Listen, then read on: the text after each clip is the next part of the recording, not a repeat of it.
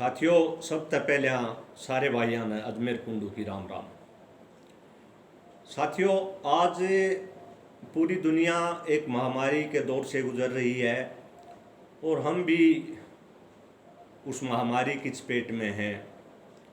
तो सभी साथियों से अनुरोध है कि वो अपना ध्यान रखते हुए जो सरकार के आदेश हैं उनका पालन करें। उनके अलावा अन्य चीज़ें जो हमें ध्यान रखनी है वो भी हम खुद सोचें कि हमें क्या क्या ध्यान रखना है इस बीमारी से लड़ने के लिए। हमें सब चीज़ों से लड़ना है साथियों। इसके साथ साथ आज मैं कुछ देश की बातें करना चाहूँगा आपसे। जब गांव में रहता था मैं, तो गांव में जब बैठका में जाते तो देश का जिक्र कर देते तो बोला यार हमने क्या लेना आज मेरे देश से, हमने ये कूड़ काटने हैं। कोई कहता भाई हम नहीं आए दिहाड़ी मजदूरी करनी है, ये फैक्ट्रियाँ में जाना है। तो साथियों नहीं, वो देश की परिभाषा नहीं समझते वो लोग जो ऐसा कहते हैं। क्योंकि देश नदी नाले पहाड़ पर्वत पेड़ पौधे ये बिल्डिंगें, इनका नाम देश नहीं है साथियों। देश हम लोगों का नाम है। देश लोगों से बनता है। जिस देश के लोग अमीर होंगे ये कहा जाएगा कि ये देश अमीर है। जिस देश के लोग गरीब होंगे तो कहा जाएगा वो देश गरीब है। जिस देश के लोग पढ़े लिखे होंगे तो कहेंगे वो देश पढ़ा लिखा है। जिस देश के लोग अनपढ़ होंगे तो कहेंगे कि वो देश अनपढ़ है। तो मेरे इन्हीं दो चार बातों से आप समझ गए होंगे देश की परिभाषा कि हमें ये देश कहते हैं। मतलब मेरा नाम ही देश है, ये हमें सोचना पड़ेगा। जब मेरा नाम ही देश है तो मुझे देश से क्यों नहीं लेना देना, मुझे बहुत कुछ लेना है। तो इसलिए मेरा नाम ही देश है।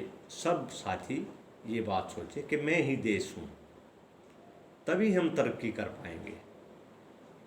लड़ने की जहाँ तक बात थी मैंने शुरू की। साथियों, कोरोना के अलावा बहुत सी चीज़ों से लड़ना है। बहुत सी दूसरी बीमारियां भी हैं हमारे देश में, हमारे समाज में। हमें बेरोजगारी से लड़ना है, हमें महंगाई से लड़ना है, हमें भ्रष्टाचार से लड़ना है। और लड़ रहे हैं हम कहाँ? आपस में। हिंदू मुस्लिम, जाट नॉन जाट, मतलब जो सही लड़ाई है, जो हम सब की एक साझी लड़ाई है, वो लड़नी चाहिए हमें। और हम लड़ रहे हैं दूसरी लड़ाई, लड़ तो रहे हैं हम, परंतु गलत दिशा में जा रहे हैं हम। मतलब जो हमें, जिस लड़ाई को हमें लड़ना चाहिए, बेरोजगारी सभी जातियों की, सभी धर्मों की समस्या है, हमें लड़ना चाहिए ज़रूर। भ्रष्टाचार के खिलाफ हमें ज़रूर लड़ना चाहिए, ये सब की समस्या है। हम सब ग्रस्त हैं इस समस्या से। हम सब को प्रभावित करती है ये समस्या, भ्रष्टाचार। पीछे हमारे विधायक भाई बलराज कुंडू जी ने उठाया था एक मुद्दा, भ्रष्टाचार के विरोध को, एक लोगों के बीच में भ्रष्टाचार का मुद्दा उठा करके उसको विरोध करने का एक तरीका बनाया था। परंतु ये कोरोना की वजह से वो लड़ाई अधूरी रहेगी। चलो खैर, वो आने वाले समय में वो लड़ाई भी लड़ेंगे हम लोग। तो मेरा कहने का मतलब ये है कि हमें आपस में नहीं लड़ना चाहिए। हमें जात पात धर्म इन सब बातों पे नहीं बंटना, हमें एकजुट रहना है कोरोना से लड़ने के लिए भी, और हमें अपनी समस्याओं से लड़ने के लिए भी एकजुट होना होगा। तभी हम अपनी समस्याओं का निदान करवा पाएंगे। अगर हम आपस में जात पात और धर्म पे लड़ते रहे तो, और जो कि राजनीतिक जो कुछ पार्टियां हैं वो यही चाहती हैं कि ऐसा ही करें ये लोग, इन्हीं मुद्दों में उलझे रहें, सही मुद्दों पे लोगों का ध्यान ना जाए। वो चाहते भी यही हैं, परंतु नहीं साथियों, हमें दिशाहीन नहीं होना, हमें सही दिशा में चलना है। इसलिए मैं आप लोगों से एक प्रार्थना करता हूँ कि हम लड़ेंगे, ज़रूर लड़ेंगे, और लड़ेंगे किस तरीके से लड़ेंगे? लड़ाई भी हम अनुशासन में रह करके लड़ेंगे, कोई हिंसा नहीं करेंगे हम, कोई लाठी जेड़ी की लड़ाई नहीं लड़ेंगे हम राजनीतिक लड़ाई लड़ेंगे। हमारे पास वोट का अधिकार है, प्रजातंत्र है ये। वैसे तो आज देश में देखा जाए तो प्रजातंत्र पूर्ण रूप से नहीं है, एक तरह से डिक्टेटरशिप में कहूँगा चल रही है देश में, तानाशाही जिसको कहते हैं। परंतु फिर भी चलो, समय आएगा, समय करवट लेता रहता है, समय बदलता रहता है। वो लोग आज जो तानाशाह बने हुए हैं उनको ये समझना चाहिए कि 2-4 साल बाद फिर उन्हें लोगों के बीच में जाना है। तो इसलिए तानाशाही रवैया छोड़ करके उन्हें प्रजातांत्रिक तरीके से सरकार चलानी चाहिए। तो चलो, मैं ये कह रहा था कि हमें लड़ाई लड़नी है और सही दिशा में लड़नी है। आज हमारा युवा जो है वो दिशाहीन है। क्यों? क्योंकि रोजगार नहीं है। इसीलिए काफ़ी समस्याएं हैं हमारे समाज में, हत्या, लूट, डकैती, बलात्कार, ये घटनाएं आप देखोगे, आप अखबार भी पढ़ते हो, टीवी भी देखते हो, इनका आप अंदाज़ा लगा लो, सर्वे कर लो, इनका डाटा निकाल लो कि परसेंटेज के हिसाब से क्या 100% मैं कहता हूँ कि जो बेरोजगार युवा हैं वो लिप्त हैं इसमें। नशे की जो तस्करी है उसमें लगा लो, किसी भी चीज़ में लगा लो। तो बेरोजगारी एक बहुत बड़ी समस्या, बहुत बड़ा मुद्दा है हमारे लिए। रोजगार का मतलब ये नहीं कि सबको सरकारी नौकरियां ही दी जाए, नहीं, हर हाथ को काम मिले, बस हम यही चाहते हैं। तो साथियों, देश हमारा नाम है, हमें अपने बारे में सोचना है। जब हम अपने बारे में सोचते हैं तो ये लगा लो हम देश के बारे में ही सोच रहे हैं। अब बात आती है राजनीति की, क्योंकि कोई भी मुद्दा ले लो आप, कहीं भी हम कहीं से भी बात शुरू कर लें, राजनीति तो आएगी उसमें। मैंने पहले भी कहा अपने चैनल के माध्यम से, मैं किसी राजनीतिक पार्टी से संबंध नहीं रखता। अगर कांग्रेस का राज है, कांग्रेस गलत करती है तो भी हमें उसका विरोध करना चाहिए। अगर बीजेपी का राज है, वो गलत करती है तो विरोध करना चाहिए। कोई भी पार्टी अच्छा काम करती है तो हमें समर्थन करना चाहिए। ये मेरी व्यक्तिगत राय है। तो पीछे जैसे बात चली थी, अभी पप्पू का जिक्र आया करता, खबरें में आपने सुना होगा। तो पप्पू ने तो कुछ बातें सिद्ध भी हो गई हैं कि भाई बड़ी समझदारी की करी। पप्पू ही वे बालक नहीं रह रहा। चलो ठीक है, उतना मैच्योर भी नहीं है, मैं मानता हूँ कि बचपना है, इसीलिए उसका नाम पप्पू का दिया है, क्योंकि बालक का नाम पप्पू कहा गया। पप्पू उसने कहा जो जिसमें बचपना हो। और परंतु कुछ बात उसने बड़ी समझदारी की अभी पीछे लोकसभा में मुद्दा उठाया उसने कोरोना का। काफ़ी टाइम पहले जब हमारे प्रधानमंत्री जी ने लॉकडाउन किया, उससे काफ़ी पहले उसने ध्यान आकर्षित किया था सरकार का लोकसभा में कि भाई ये भी एक मुद्दा, इसकी तरफ ध्यान दो। उस टाइम पे नहीं ध्यान दिया, तो पप्पू ने बड़ी समझदारी दिखाई थी वहाँ पे। उसके बाद फिर पप्पू का बयान आया कि भाई एक पॉज बटन की तरह है लॉकडाउन, जब तक वो बटन बंद रहेगा बंद है, जब उस बटन को ऑन करोगे कोरोना फिर शुरू हो जाएगा। कोरोना का ये इलाज नहीं है, कोरोना का इलाज है मैक्सिमम ज़्यादा से ज़्यादा टेस्ट किए जाएं, तभी तो वो तय कर पाएंगे कि ये एरिया कोरोना से ग्रस्त है, ये एरिया सेफ है। वैसे कैसे हम किसी भी एरिया को रेड जोन घोषित कर देंगे। तो पप्पू ने काफ़ी बातें ठीक कही, मतलब, और पप्पू की बजाय बल्कि गप्पू की तरफ अगर हम थोड़ा सा ध्यान दें तो गप्पू ने जो बातें कही थी पहले, काफ़ी टाइम पहले, चुनाव के टाइम भी घोषणाएं की थी, हर खाते में भाई 15 लाख आएंगे। गप्पू से आप मेरा मतलब समझ ही गए होंगे। गप्पू असल में है ना गपेड़ी ने कहा जो गप मारे, और गप कई पे है ना इसी चाल जा है आके एक बार 3 देशा के आदमी इकट्ठे हो रहे, जापान का, अमेरिका का, अपने भारत का भी। तो जापान वाला बोला बोला भाई हमारे देश ने इसी पनडुब्बी बनाई है बोला कति समुंदर की तली के अड़के चाल रहे। तो अपने इंडिया वाला बोला कति तली के अड़के चाल रहे बोला ना थोड़ी सी ऊपर गए। फिर अमेरिका वाले का नंबर आ गया। अमेरिका वाला बोला बोला भाई हमारे देश ने ऐसा जहाज बनाया है कति बोला आसमान के अड़के न चल रहे हैं। अपने इंडिया वाला बोलिया कति अड़के बोला ना थोड़ा सा तले गए। फिर इंडिया वाले का नंबर आ गया। बोला वह हमारे नाड़ इंडिया में बोला नासा में गए रोटी खाए, बोला कति नाका में गए बोला ना थोड़ी सी तले गए। तो हमारे यहाँ जो गप्पू है ना वो गप भी इसी मारे हैं कि वह तसल्ली हो जाए हमारे। तो गप्पू से मेरा मतलब कहने का ये है कि गप्पू की बाता में आके ने उन गपेड़िया में आके ने अपन और कितने उड़ जाते हैं और अपन उड़ जे रहा और वो अपना सत्ता का सुख भोगे ना है। तो इसलिए अपन गप्पू लोगों पे भी ध्यान देना पड़ेगा कि मेरे गपेड़े हैं भाई, इनसे कुछ नहीं लेना देना।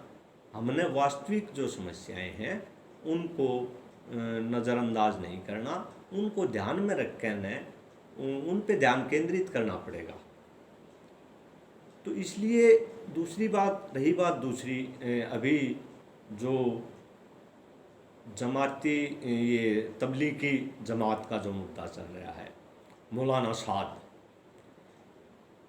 साद एक तरह से मौलाना साद छिपे हुए हैं, वो देश के सामने नहीं आ रहे, अपना वीडियो जारी करते रहते हैं।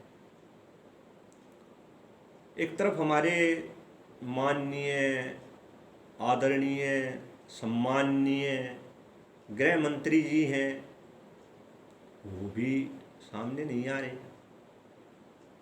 ऐसी परिस्थितियां देश की बनी हुई हैं।